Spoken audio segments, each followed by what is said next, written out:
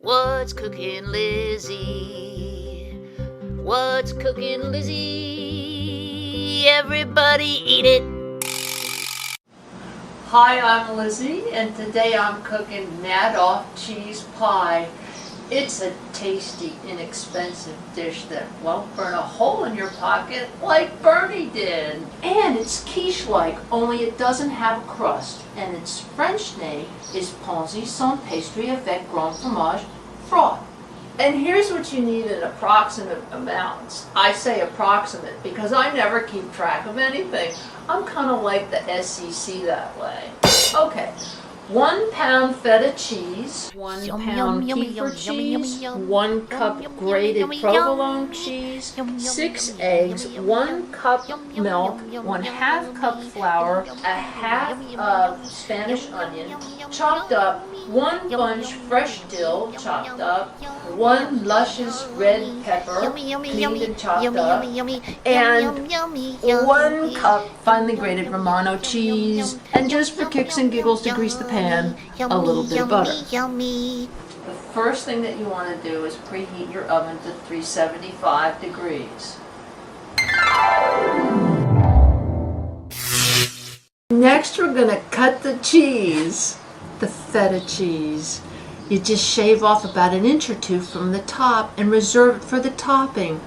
I like to call it our tax dollar at work bailout bonus. You know, cutting this cheese brings back a lot of memories, like the Carter administration giving away free cheese.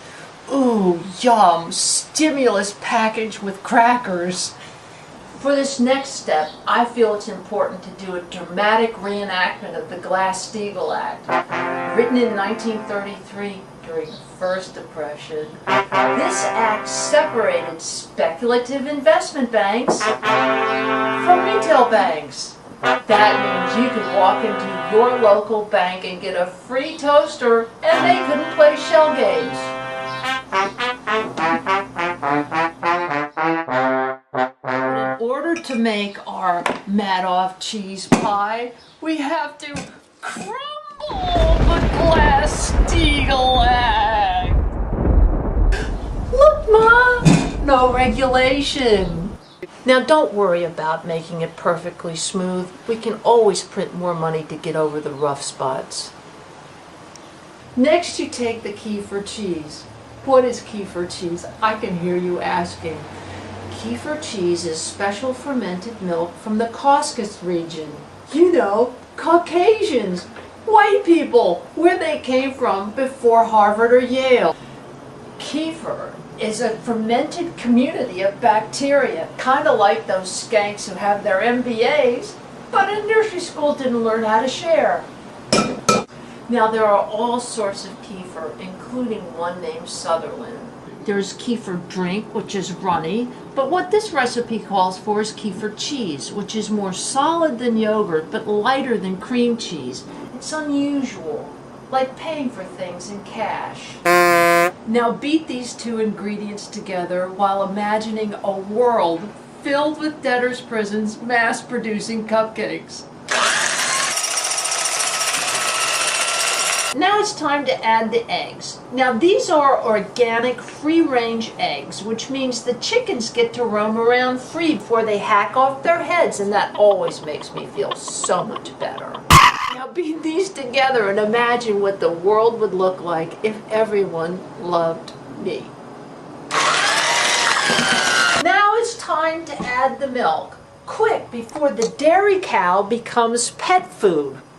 And then add the flour. Add it quickly, too. Quickly, before they tax it like everything else. I wouldn't tax flour, though. They did that during Louis XVI reign in France, and he lost his head because the people couldn't afford to make popovers. Now beat everything together like a bank lobbyist hounding a congressman for deregulation. Now it's time for the essential ingredients of Madoff cheese pie. Grated provolone cheese. It gives it a little kick. It's kind of like being around a psychopath who swindles billions, yet is fun at a barbecue. You know, nothing says prosperity better than accents of chopped red pepper.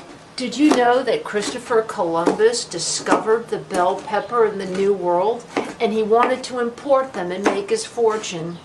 But he didn't have an investment banker or an investment fund or anything.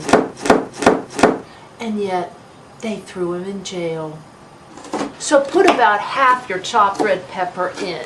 Next, you throw in about half of your red Spanish onion. I like to call it the NAFTA onion. Look at all those little Canadians. Now take about half of this green fuzzy stuff, fresh dill. This gives it a flavor so subtle you won't even notice that our currency isn't backed by gold or silver. Yum.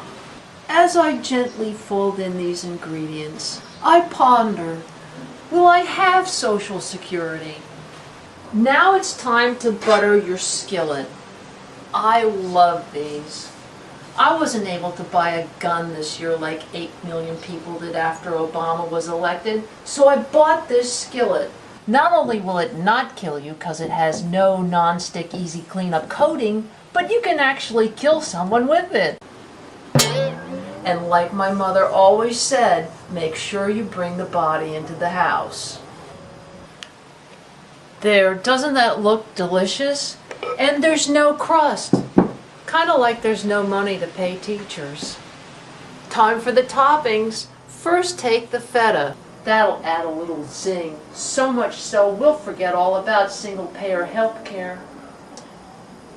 Then you take your red peppers, then the dill, and the Spanish onions. And last but not least, the Romano cheese. I love grated Romano cheese because it reminds me of the fall of the Roman Empire and how that worked out, because now everybody wears sandals. Is there a pie in the oven? Not yet! Now, it usually takes about an hour, and you'll know it's done because the top raises up and it gets a golden brown. While the pie is baking, I'm pondering, do financial buccaneers have pirate songs? Time to take it out.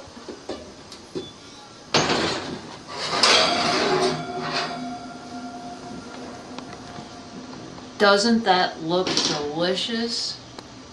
And who wouldn't want a piece of Madoff cheese pie? Madoff cheese pie.